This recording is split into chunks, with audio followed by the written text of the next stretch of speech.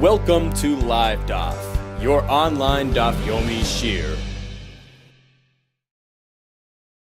Shalom Aleichem, welcome back to today's Daf Yomi Shabbos, Daf Kuf Nun Zayin. We are on Daf Kuf Nun Vav on our base, 2 lines from the bottom, and in the midst of our discussion regarding muktzah. Rabbi Yehuda has a very broad application of muktzah. He holds anything which is not prepared, which is undesignated for this use, cannot be used on Shabbos. For instance, an animal which died on Shabbos.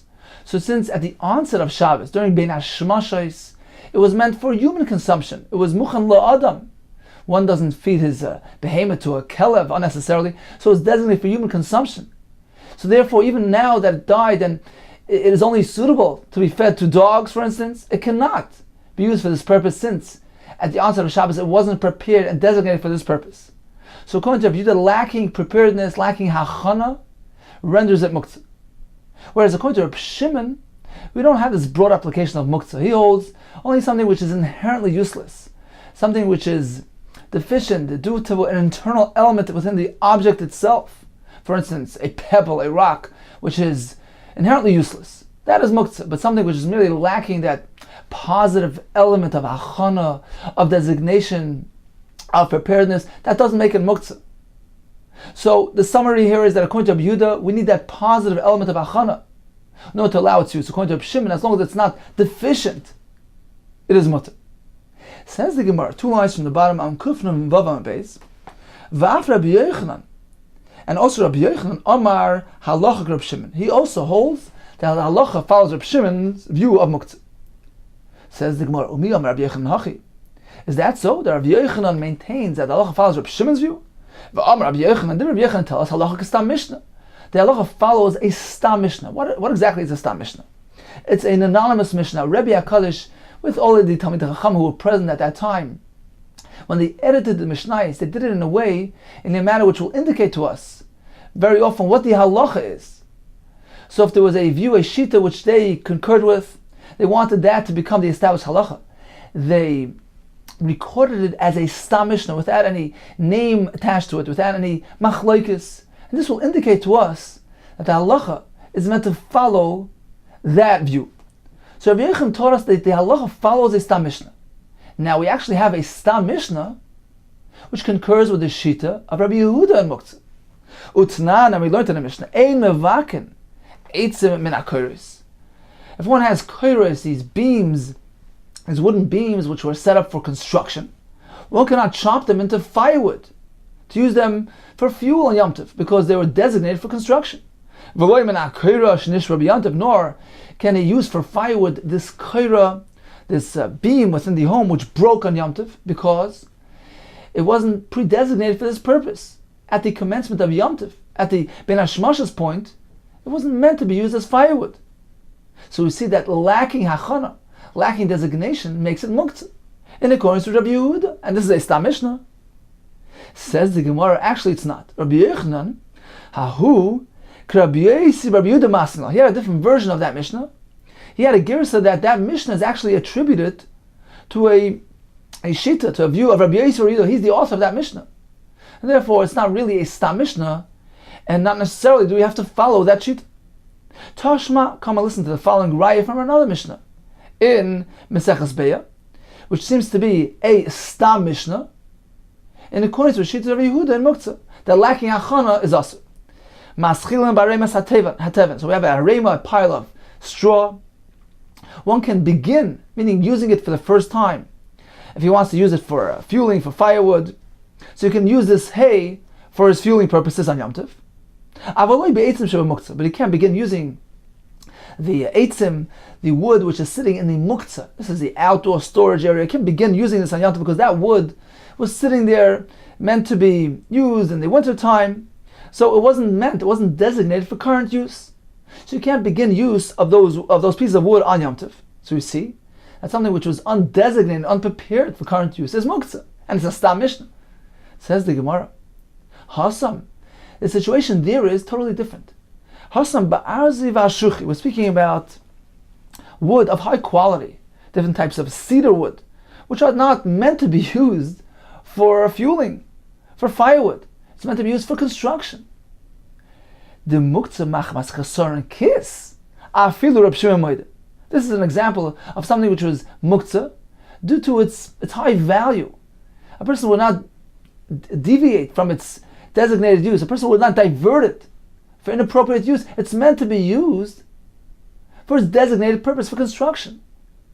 A person would not misuse it due to its value, due to loss of property. He's not going to want to just waste this precious wood as firewood. So even Reb Shimon agrees that is muktzah. Because here the limitation is due to an internal element, an internal facet within that wood, within this object. This thing is not meant to be used inappropriately. So even Reb Shimon would agree that this is muktzah. Tashma, come and listen to the following right from another Mishnah, a Stam Mishnah, Maseches Beya, which seems to follow Rabbi Yehuda. Ein mashkin v'sheichden is hamidbaris. Hamidbaris are animals, behemoths which spend their time out in the wilderness and are not designated for current use. So even though they belong to him, but his mind, his das, is not to use it, it's considered to be muktzah. So one can't be mashke, they used to give the animal to drink prior to shechita to allow easy removal of the skin. So ein mashkin v'sheichden is hamidbaris, these animals which are in the wild, which are undesignated for current use. Aval mashkin v'sheichden is habayosais. One can do this to animals which are more domesticated, they come sleep within the area, and they are designated for current use. So at any rate, we see that something which is not muchan is muktzah. And this is a Stam Mishnah. So why does Rabbi Yochanan hold like Rabbi Shimon? Says the Gemara, Rabbi Yochanan Stam Achrina Ashkach. Rabbi Yochanan actually found another Mishnah which is a Stam Mishnah, which follows Rabbi Shimon's view. Rashi points out that what he meant to say is that Stam Achrina means a shita of Beis Hillel. We found that Beis Hillel concurs with Reb Shimon, and the opinion of Shimon to us has value like a Stam Mishnah, because the shita of Beis Hillel is the carries more weight, is the authoritative opinion. We generally follow the shita of Beis Hillel. Since we find that Beis Hillel concurs with Reb Shimon's opinion in Muktzah, so that's how we follow. Where do we find this Beis Hillel? We have a Mishnah, which we actually learned earlier in Daf Kuf Mem Gimel, Beis Shammai Oimrim Magbiyin Me'al HaShulchan. One can remove from his table, he can directly interact with this muktzah atzamas iklipen, the bones and the peels, which are suitable for animal feed. So one can remove it from his table without any concern. It's not muktzah, it's useful, it can serve it to his animals. No, he can't directly contact it, he has to remove it, but in an indirect manner. How does he remove the bones and the peels and the shells? He goes and takes the tavla kula, this entire table board, removes the entire board, and Manara shakes off the items. So he can't directly interact with this thing because it's muktzah. Why is it muktzah? Because originally this bone was embedded in a piece of flesh, in a piece of meat. It was considered to be part of the ma'achal adam, the human food. Now when it became separated, and it's only useful for an animal, it underwent a transition. It changed its status. And that took place on Shabbos or Yom Tov. So since at the entry point of Shabbos, this thing was not considered animal feed, it was part of the human food, therefore it's considered to be muktzah, because it's lacking that hachana. It wasn't designated for animal feed. So this appears to be the shita of Beis Hillel. Therefore he can't touch this thing, it's muktzah. He needs to shake it off in an indirect manner. Whereas Beis Shammai holds, he can directly interact with this because it's useful. He can take the shells, the klipin, the atzamayis, and feed it to his animal. There's nothing muktzah about it. The fact that it wasn't unprepared for this use, it's irrelevant.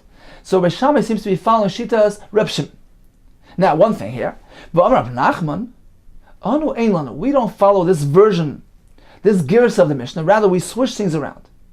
Ela Beis Shammai Reb Yehuda. Actually, Beis Shammai are the ones who say you can't directly interact with the bones. You must shake them off indirectly, because they hold like Rabbi Yehuda.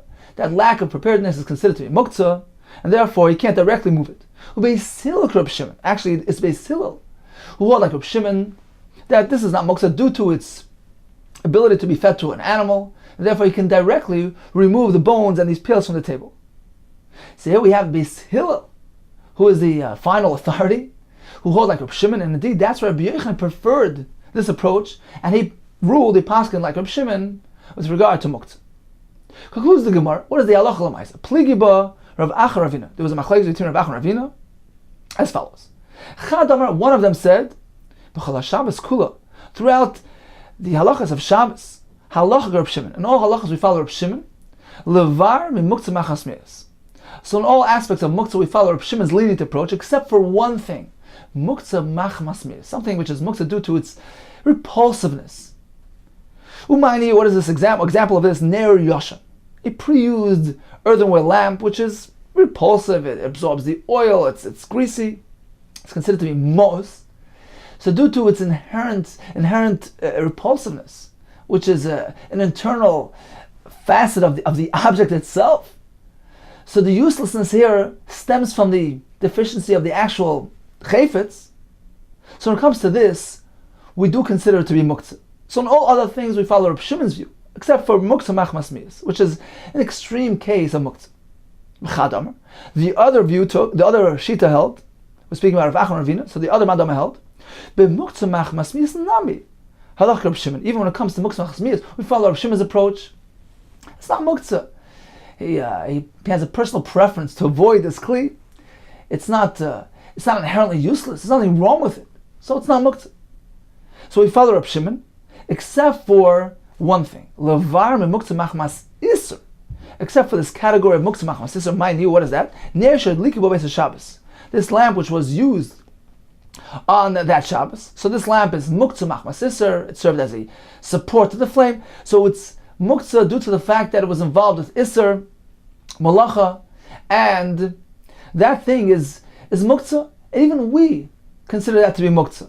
Because here the deficiency is due to a halachic factor. It was part of a lamp, part of a flame, it was being used for malacha, whatever the reason here is, it is a halachic consideration which contributes to its deficiency. It's not merely his personal preference, like something which is mos. It's something which is inherent in the object itself, and it's a halachic factor here. Therefore, we consider this to be off limits and muktzah on Shabbos. So in all areas of muktzah we follow Reb Shimon, except for muktzah machmas isur. Concludes the Gemara, but you meant to know that there's one class of muktzah where even Reb Shimon agrees, and this is what we mentioned earlier. Muktzah machmas chesaron kiss, something, an object of high value, which a person hesitates to misuse, lest it get damaged due to its delicateness and fragility. So in that case, even Reb Shimon agrees that it's muktzah. I feel Reb Shimon might, because this is something inherent within the object itself that precludes its use for other purposes, for non-malacha purposes. So here even Reb Shimon agrees. The Snan has learned in the Mishnah. Kol hakelim l'tom b'Shabbos. All types of utensils can be moved on Shabbos, even something which is designated for malacha. So we're following Reb Shimon's shita, and the Mishnah stipulates chutz mimasr hagadol, except for moving this large size saw which is used for carpentry. So a person would not divert it for other use. V'yaseh shemachresha, this pointy part of this metal portion of the machresh of the plow, which again is delicate and something which is of high value, which should not be diverted for other use on Shabbos. Therefore, even Reb Shimon would agree in this case that one may not use these items on Shabbos. So in summary, we have various types of muktzah. We have muktzah machmas, meaning due to the fact that it's not prepared, it's eini muchan. We have muktzah machmas mius, due to its repulsiveness. Muktzah machmas isser. We have muktzah machmas chesaron kiss, something of high value, which you wouldn't divert for other use. We actually have one more category which is not mentioned here, but is mentioned earlier in the Masechta, which is something which is inherently useless, like a pebble, like coins, which is called muktzah machmas gufay. Rav Yehuda maintains all these things are muktzah. Reb Shimon maintains everything is mutter except for chesaron kiss and gufay, which is something which is deficient on account of its inherent deficiency. Regarding halacha l'maisa, Rabbi Yochanan passes like Reb Shimon. The Gemara concluded that halacha like Reb Shimon, except for either muktzah machmas mius or, according to the other opinion, muktzah machmas isser. Continues the Mishnah. Mafirin nedarim b'Shabbos. So hafaras nedarim is where the husband nullifies the neder, the vow that his wife makes. Torah gives him the ability, the privilege to nullify that neder, and he can only do it b'yom shamay, on the actual day that he heard about the neder. So one can be mefer nedarim, the nedarim of his wife, on Shabbos. V'nisholen l'nedarim shein l'tzarech Shabbos. Likewise, a person could be shoyel, can go approach a chacham and ask, request of him to be matir his vow, provided that there's a Shabbos purpose. It's interfering with Shabbos. For instance, Rashi says he made a neder that he's not going to eat today. So he's allowed to approach a chacham to go ahead and be matir to permit that neder. Continues the Mishnah. One may shutter the window on Shabbos using a shutter. So even though the shutter is not tied and suspended mid-air, which is the sheet of Rebbe Lezer, we learned earlier in Daf Kuf Hey. This is the sheet of Rabbanan who allow shuttering, even using a non-tied shutter, because it appears like he's merely closing back the window. It doesn't look like he's building anything, so one can do that on Shabbos. One can measure a piece of material to determine its size, whether or not it is susceptible to tumah. One may measure a mikvah on Shabbos to determine whether it has the proper dimensions and is a kosher mikvah. Continues the Mishnah. There was a story b'mei aviv, in the lifetime of the father shel Rab Tzaddik, u'b'mei Abba Shol ben Batnis, and in the days of Abba Shol ben Batnis, that they encountered some situation which we described in the Gemara, which compelled them to perform three things. Number one, they did shepakaku es hamor b'tafiach. They took a tafiach, some sort of pach shel cheres, Rashi says, a earthenware kli, and they plugged up the window with it. Number two, they did v'kashor samekeda begemi. They tied a gemi on the mikeda. Mikeda is also some sort of kli cheres. So they tied this string, this reed grass, on the mikeda. Why?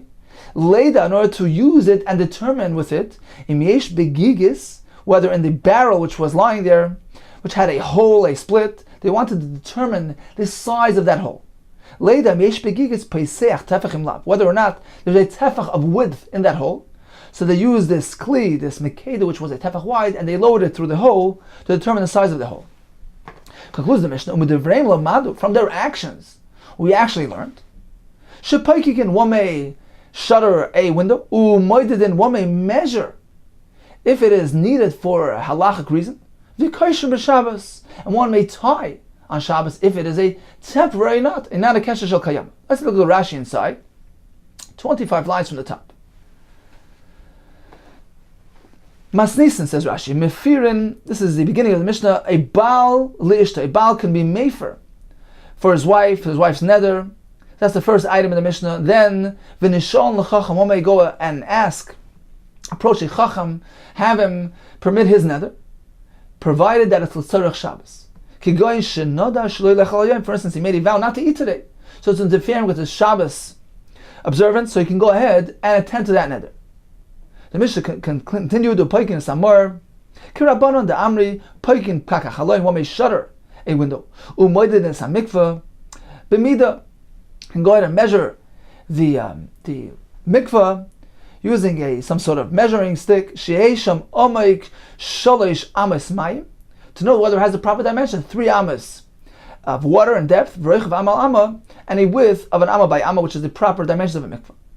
So you can measure that. Vesamatlis, a piece of material, to determine shtei sholish al sholish its boys, whether it has 3 by 3 fingers width. Can go in a moisa tmeya.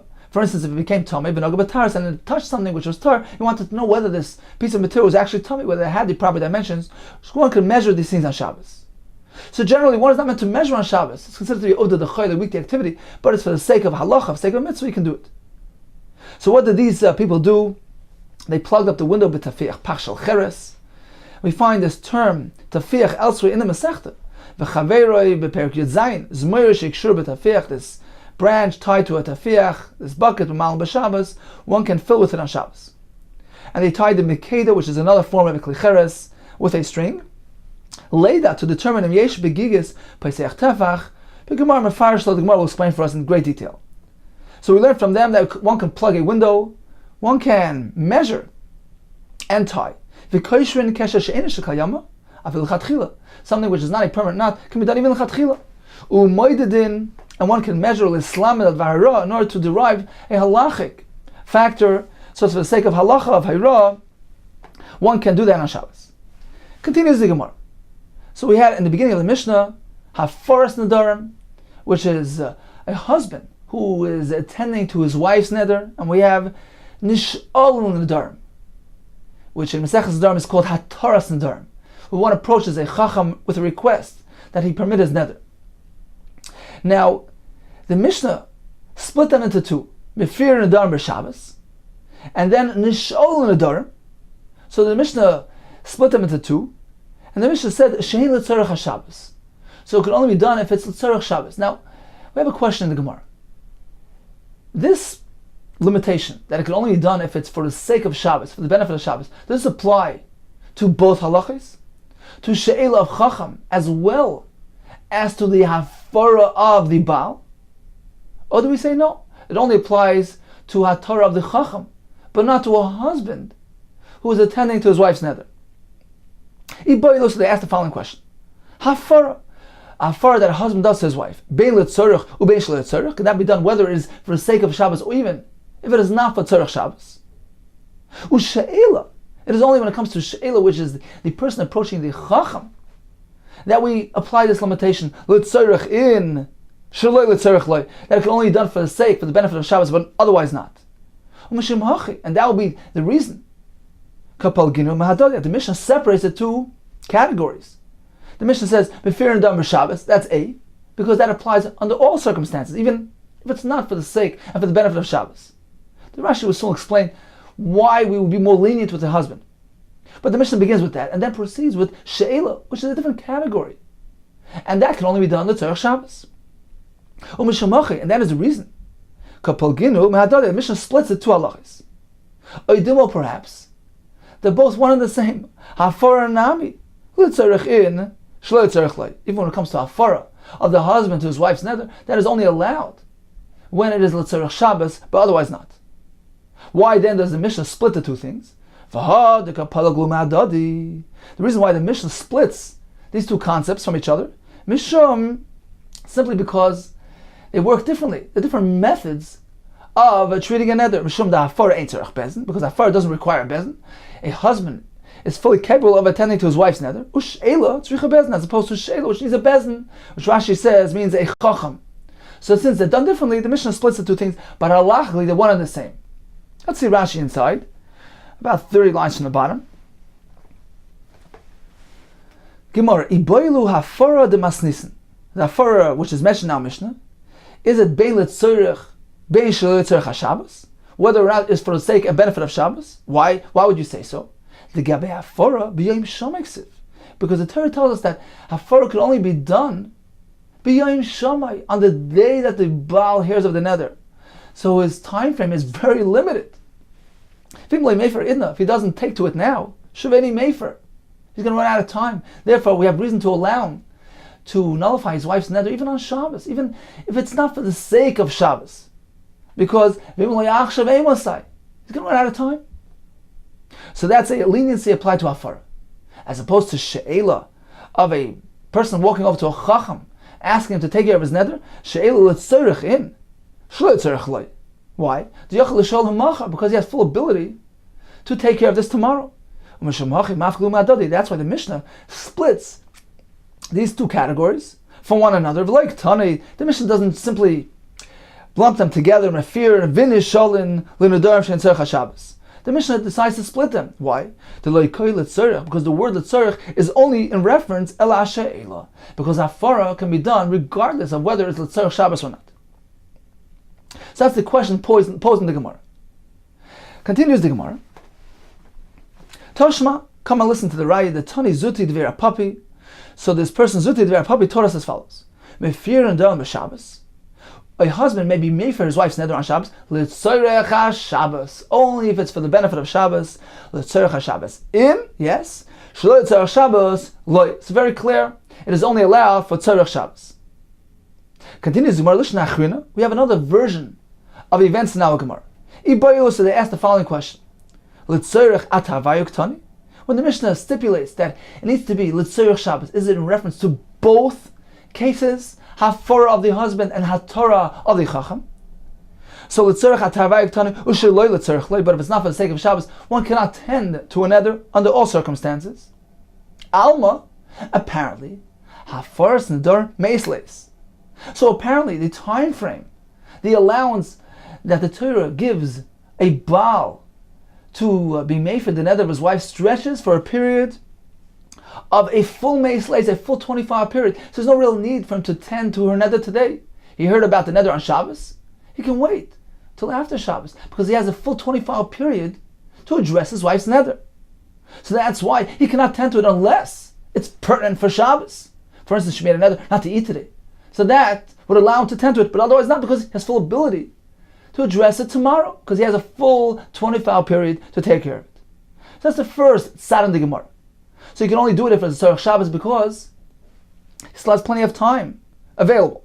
Or perhaps Kiktani letzorech ash'elu diktani. When the Mishnah stipulates it needs to be Tzarech Shabbos, that is strictly in reference to she'ela. When a person approaches the Chacham, aval hafaras nedarim, afilu shlo tzarech.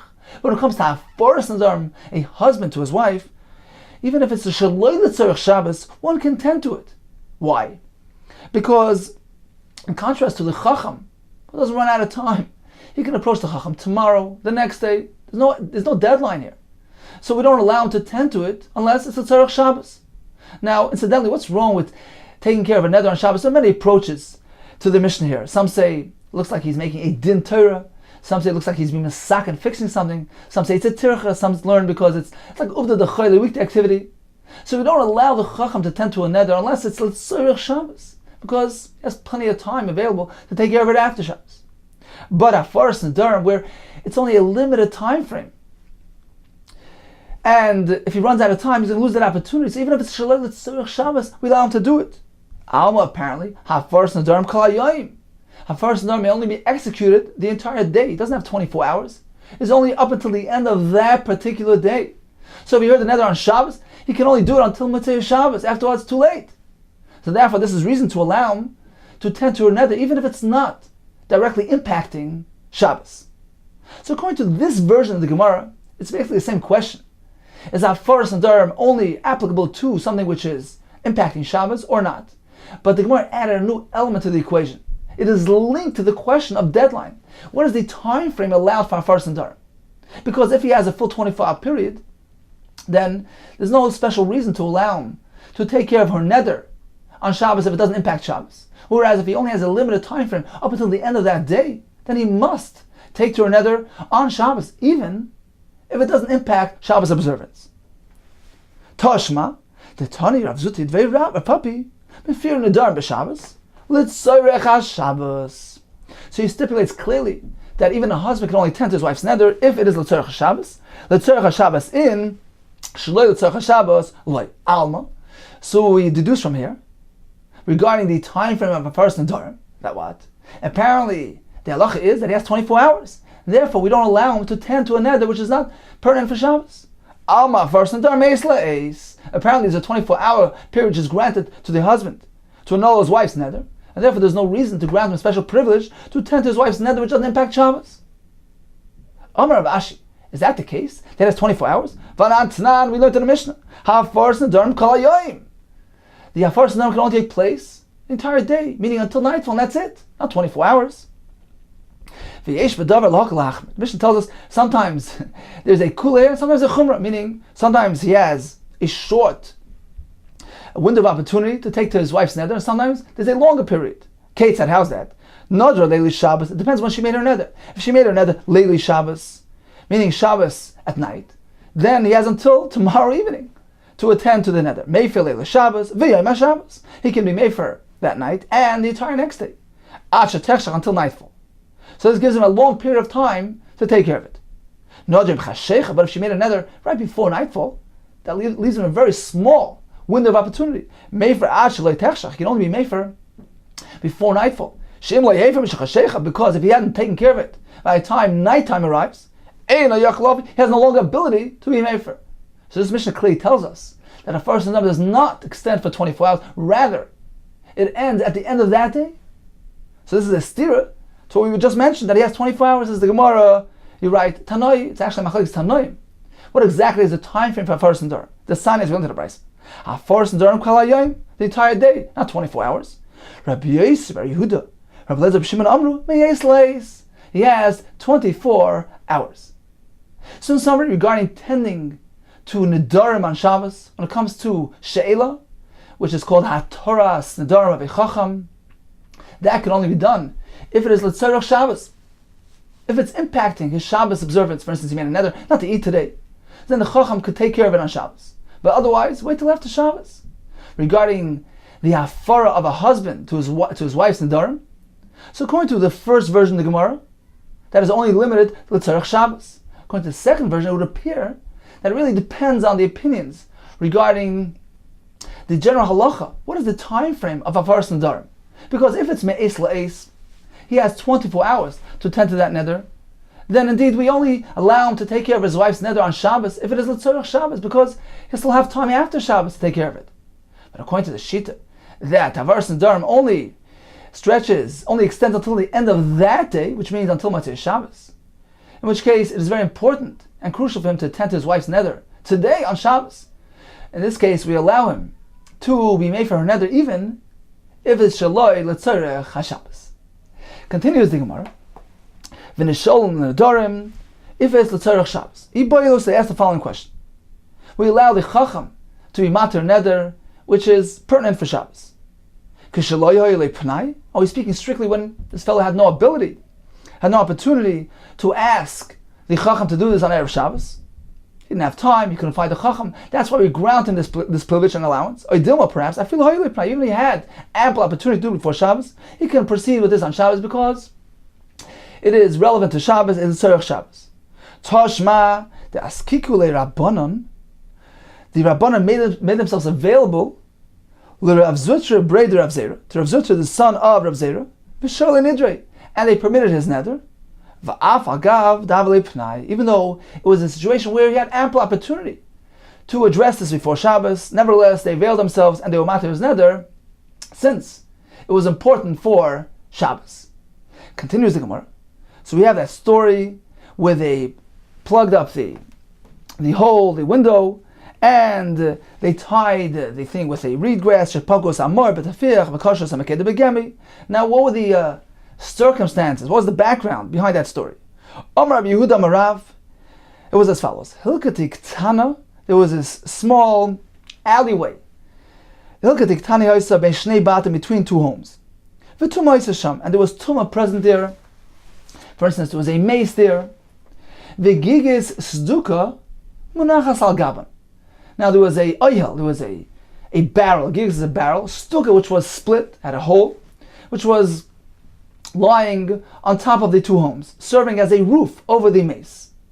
Now, before the mace passed away, they quickly plugged up the window of the home there, because the oil has the ability to transfer that tumah throughout the roofed area and also into the home through the window.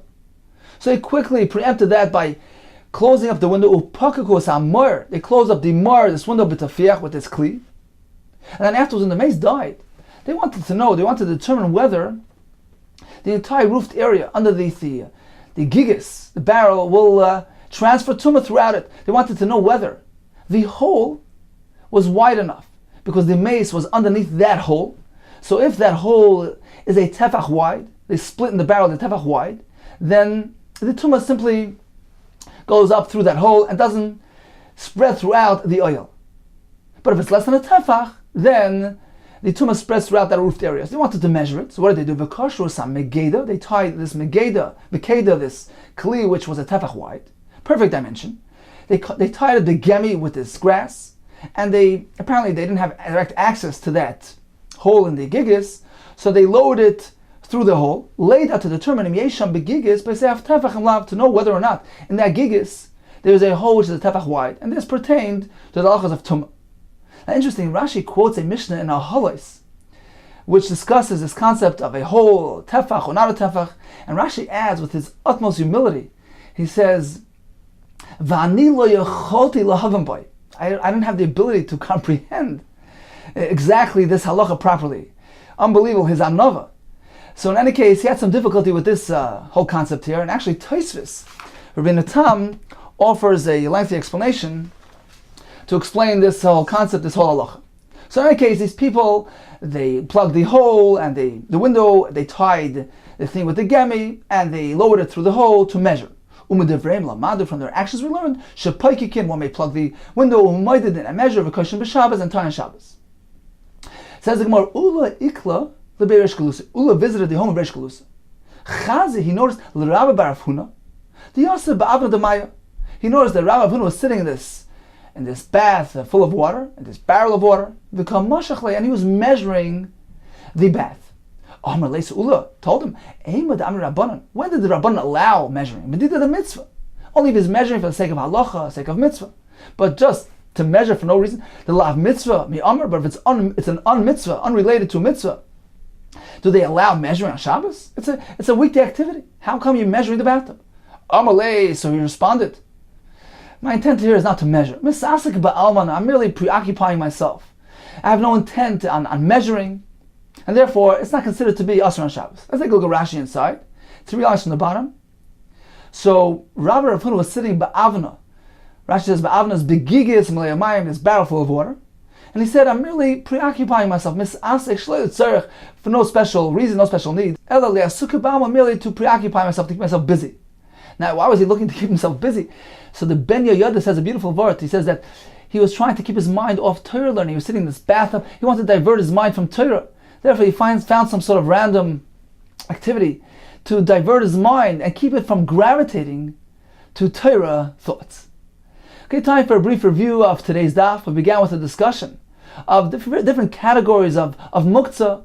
We have muktzah machmas due to the fact that it's eini muchan, it's unprepared for this use. We have muktzah machmas mius, repulsiveness. Machmas iser is designated and it was used for iser. We have muktzah machmas chesaron kiss, something which is delicate and fragile, and due to its value, one would not divert it and use it for its inappropriate use. We have muktzah machmas gufay, something which is inherently useless, like a pebble, like a coin. Rabbi Yehuda maintains all these things are considered muktzah. Reb Shimon says all are mutter, except something which is inherently useless or inherently unsuitable, like muktzah machmas saran kiss or muktzah machmas gufay. The Gemara concludes, Rabbi Yochanan tells us to follow Reb Shimon's view. The Gemara concludes that we follow Reb Shimon in all types of muktzah, except for either muktzah machmas mius or muktzah machmas iser. Regarding tending to vows on Shabbos, we have two types of attending to nedarim. We have ataras chacham, where a person approaches a chacham to permit his nether. That is only allowed if it's for the sake of Shabbos. We have afara, where the husband tends to his wife nether. So according to the first approach in the Gemara, that is only allowed if it's a tzorech Shabbos, if it impacts Shabbos. For instance, she made a nether not to eat on Shabbos. According to the second approach in the Gemara, it depends on the various shittas of what is a person's time frame, time allowance to tend to his wife's nether. If he has 24 hours, then he cannot tend to the nether on Shabbos unless it impacts Shabbos, unless it's a tzorech Shabbos. But if the limitation is only kol hayom, he only has that day as the maximum allowance to tend to his wife's nether, then he can tend to his wife's nether on Shabbos, even if it's shlo tzorech. The Gemara proceeded to tell us that a chacham can be matir a nether which is l'tzorech Shabbos, even in the event where the individual had ample opportunity to take care of his nether before Shabbos, because ultimately it's for the sake of benefit of Shabbos.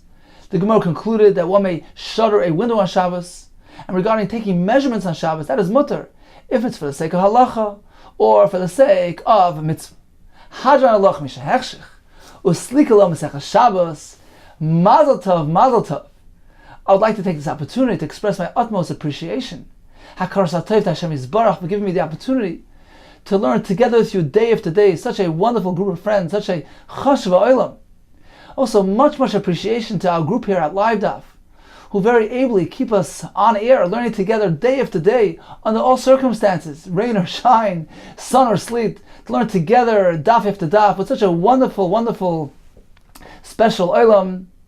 May Hashem give us the opportunity to continue learning together many more masechtas in good health, b'simcha. And should you have any suggestion, any personal request on how we can improve the shiur, please don't hesitate to drop us a line. Perhaps there's a specific feature you'd like us to add for your benefit. Please be in touch. In addition, you may have noticed that the public commenting area, the public posting area is relocated now and is on the actual page of the shiur. It's right underneath the player. It's meant to afford all of you opportunity to perhaps post a thought, a kasha, a chiddush, for the sake of all of us, to share it with all of us. Please don't hesitate. We welcome any comment, any chiddush, any insight. Lahagdil Ter Lahadir. May Hashem help us continue learning. B'simcha b'tuv levav. Mazel tov, mazel tov.